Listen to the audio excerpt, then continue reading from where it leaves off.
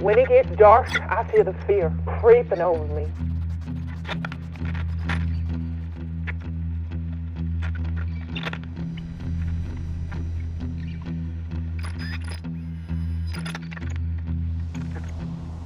We were riding through the TNT area. All at once he yelled for us to look at that thing in the road. As soon as the lights hit it, to me it just looks like a man with wings. It was dirty gray color with wings on its back. It has muscular legs like a man and a fiery red eyes that glow. I close my eyes day or night and I can see those fiery eyes staring at me. It spread its wings a little and went straight up into the air. It dived at our car. We were all terrified. I know I'll never forget it. I don't think anyone can who has seen it.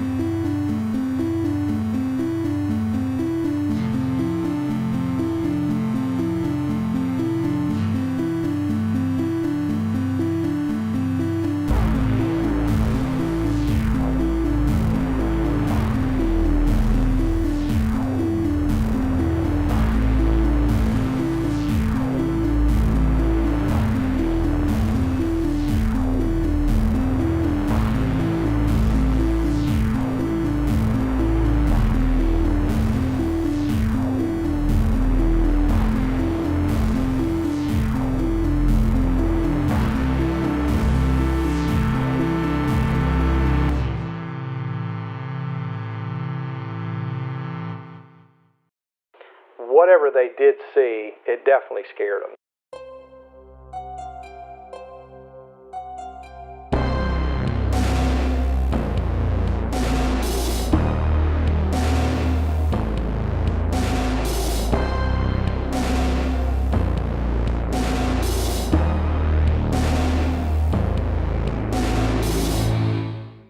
Mothman was a creature, some believe metaphysical creature, some believe an actual physical creature that was in Point Pleasant in November of 1966. It just came up out of the blue, I guess. Some teenagers out in the McClintic Wildlife area, the TNT area. You had two couples in a car, the Mallets and the Scarberries, and they were going by the old TNT, one of the main buildings that they used to use, the North Power Plant, during when they were manufacturing the stuff for the war. And they seen a large, what they thought was a man, about 7 feet tall. And when he stood up, they seen the wings, and then they seen the red eyes, and they knew this wasn't human. They were a little spooked. They didn't know what to do, so they decided they would come back into town and tell somebody at Tiny's Drive-In, where she worked as a waitress. They were going to tell the owner. But as they came out the road and got onto Route 62, that's when they saw it again.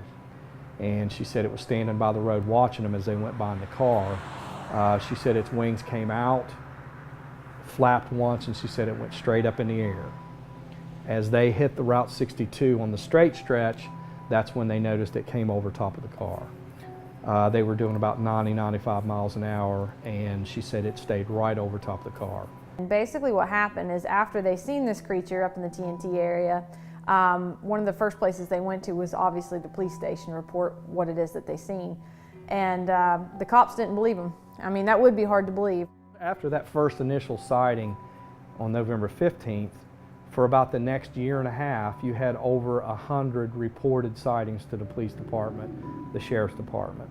Now, there were a lot of people that saw this thing that would not go and report it to the police department. Back then, people just made fun of everybody that reported it. They called them crazy, said they were nuts and stuff like that. So a lot of people kind of kept it to themselves, you know. They were saying that what we saw was this monster-like creature. Most always people talk about Mothman's red eyes as far as the way this thing looked. About 7-8 feet tall with a wingspan, like a 6 to 8 foot wingspan. Probably similar in what you think an angel might look like, but uglier. So I've heard people say that they've seen like a muscular type look to it. But the red eyes are always what people talk about in their descriptions. And what's odd is that there's very few discrepancies between what people said they seen, even outside of Point Pleasant. Witnesses seeing this thing all over the world pretty much always describe it the same way, and that's pretty much it. 7-8 feet tall, wings, red eyes. The witnesses that went to the authorities about the Mothman sightings were soon visited, not all of them, but some of them, were visited by these strange men.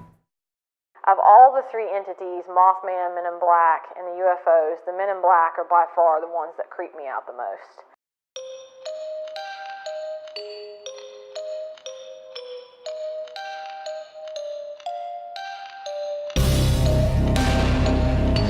Dressed in black suits, black hats, sunglasses.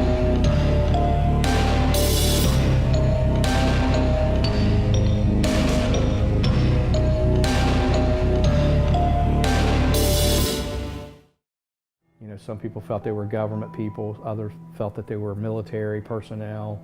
Other people felt they were from another realm, that they weren't, they weren't real, One of the local newspaper reporters that reported all this stuff in the newspapers, would look out her window at night and see them sitting outside of her house in a car.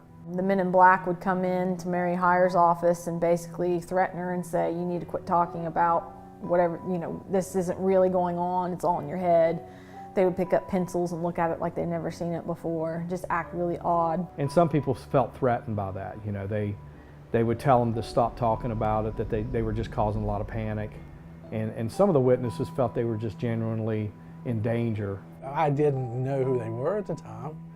Again, not till I see Will Smith and Tommy Lee Jones do I know that Men in Black have been at my home interviewing my family, or interviewing my neighbors, or, in the area. They were just government men. Dad, when he was writing the Mothman books, he wrote the Facts Behind the Legend and Behind the Red Eyes. And basically those books are based on going one-on-one with the eyewitnesses and allowing them to tell what it is that they experienced themselves.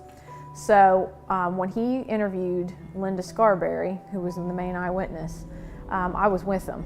I remember her telling us some stories, and she had told about one night in the middle of the night, she was woken up and there was a man standing at the foot of her bed, and he was just staring at her. And she knew it was one of these guys, one of these Men in Black, because they'd been showing up here and there and everywhere, trying to hush up the eyewitnesses and doing what they could. And for some reason, these Men in Black wanted something to do with the eyewitnesses' children. And when John Keel wasn't here in Point Pleasant, he would often write back and forth to the eyewitnesses, and especially Linda. They had a good relationship. And he would say, things like, well, you need to protect your daughter. In order to protect her, take a crucifix and put it above her baby bed. So she did. And in the middle of the night, when she was woken up, she seen the man standing at the foot of her bed, and he pulled out a cigarette and lit it for some weird reason. And when he did, the light reflected off the crucifix, and he disappeared right in front of her eyes. So a lot of people were, they were afraid of them. They didn't know who they were. It was just government men, and they were asking questions, and some of them were strange. I was a kid, you know what I mean? I didn't think anything of it. I finally get to see a UFO, lived here forever.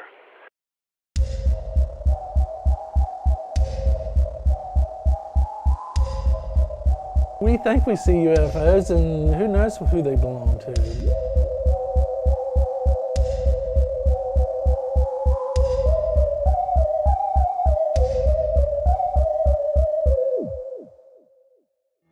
In the mid-'60s, here in the Ohio Valley in general, Kentucky, Ohio, West Virginia, there were a slew of UFO sightings. People were seeing strange lights in the sky, sometimes in the daylight. people didn't know what was going on. You know, they were trying to figure out, you know, what all was going on with that. And then shortly after, your Mothman sightings started taking place. So there was people who felt there was a connection with that too. I would say that there probably is some sort of connection between the UFOs and Mothman. I would find it odd if there weren't, just because of the activity that was going on at the same time in the same place. So one night, I stopped alongside the Ohio River on my way to Huntington because a UFO is flying over the river, okay? It looks just like a UFO. It's hovering, it's zipping back and forth. People are pointing. There must be 8 cars stopped watching. We've seen some weird lights in the sky before, you know, but that's kind of a thing that we just kind of accept around here anymore. Then our bridge fell, and no one wanted to hear about the Mothman anymore. There were a lot of UFO sightings, there was the Mothman sightings, there was a lot of men in black coming around and talking to these witnesses, and then it kind of crescendoed with the Silver Bridge collapse. November 15th, 1966 is when the Mothman basically made his home here in Point Pleasant. And then December 15th, 1967, exactly 13 months to the day, is when the Silver Bridge collapsed. There were people that immediately thought, hey, you know, this Mothman stuff has something to do with the bridge disaster. Other people felt that the only reason the bridge fell was because it was 40 years old, it was in ill repair, and it was a poor design for the kind of traffic that flowed on it. People were lined up on the bridge trying to get from one side to the other. One of the eye bars sheared, and when that happened, the whole bridge just fell. It was the worst a bridge disaster in U.S. history, and it killed 46 people. Local people went down on the bridge, people we knew, people in my class. It affected everybody. Even 50 years later, it still affects our town. There's people to this day that said, you know, well, we saw this thing flying around that bridge the day before it fell. We saw men in black climbing up and down on the bridge. A lot of people believe that he was an omen sent to warn, because after that happened, he was never really seen here, you know, again. But if anything, I guess he could have been some kind of omen or warning sign, because he was also seen other places before disasters happen. There's been reports of him showing up Chernobyl before that nuclear disaster happened, New York City before 9/11 happened. In Missouri, I think that there was another bridge collapse back, you know, in the early 2000s or so, and apparently there was a spotting there. So. That's probably the most of a correlation, I'll say. It could just be odd timing, but it is odd timing. And that was it. We didn't talk about it anymore. Too much tragedy, you know, no one wanted to hear about that. Never experienced the Mothman, but he did talk about like a zone of fear that he went through, like when he was up in the TNT area.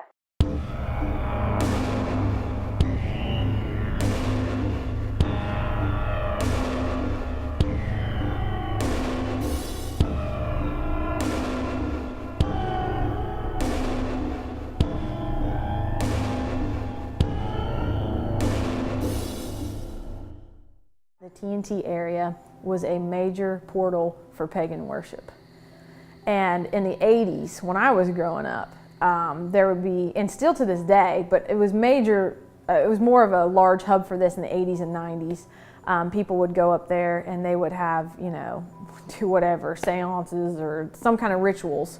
Because my aunt at the time, she was in high school, they had snuck out of the house with some friends, went up into the igloos and was checking them out, and said that there was one igloo with all kinds of, and I believe it's still there to this day, with writing and symbols written all over the walls, and there was a table with an outline, where they'd done a burnt sacrifice of an animal. They think it was a cat. And, you know, I've had other people report and tell me that they had seen people up there with hoods, around fires, doing whatever it is that they're doing. I've seen other people say that they've been up there and this line of people come out on the road and they're in these hoods just walking, you know, along the road. Never really experienced any feelings of what people talked about in the TNT area and stuff. John Keel talked about a zone of fear. He called it a fear zone. Certain area up there in the TNT area, when you walk the hair on the back of your neck would just stand up, and you know, you would kind of get that weird feeling. We are never really going to get over our fear until we find out for sure what this thing is. 4 Point Pleasant car occupants see bird-like creatures. Mothman and UFOs remain unexplained. Mason County has flying mystery. Professor says Mothman could be large crane. Flying man seen here, man. Winged red-eyed thing chases point couples across countryside.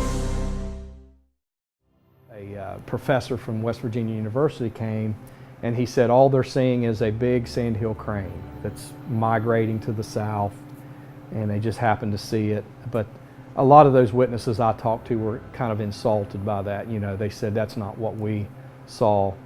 What we encountered was more of a creature with wings and red eyes and stuff.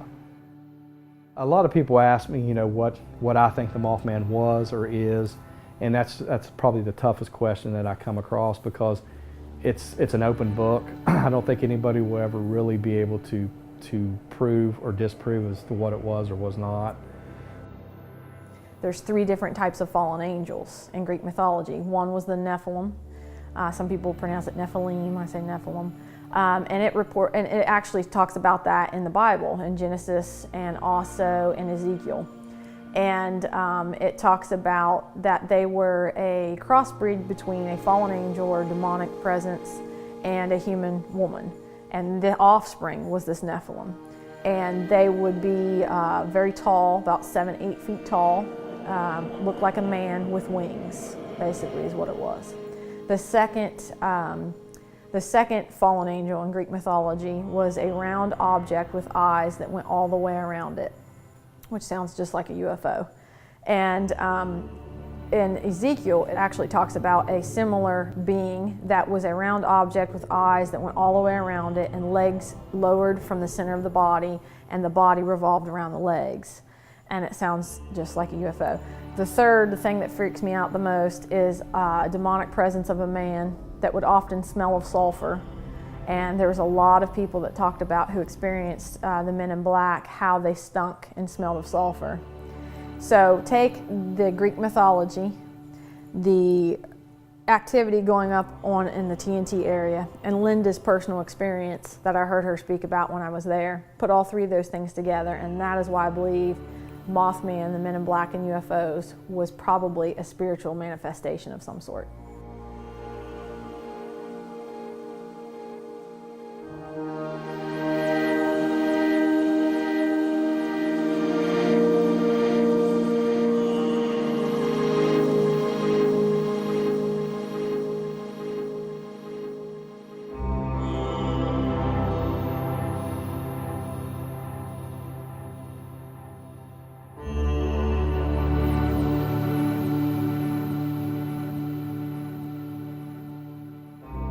In the Bible, in Revelation, it talks about in the end of days, the Nephilim will return like it did in the days of Noah. And so it just kind of makes you wonder, is this a part of that? Because we don't know the answers to everything. We think as human beings that we do. We think we know everything, but we don't. And there's a lot more out there that, you know, maybe one day we'll find the answers, but until then, you can just fall in love with the mystery.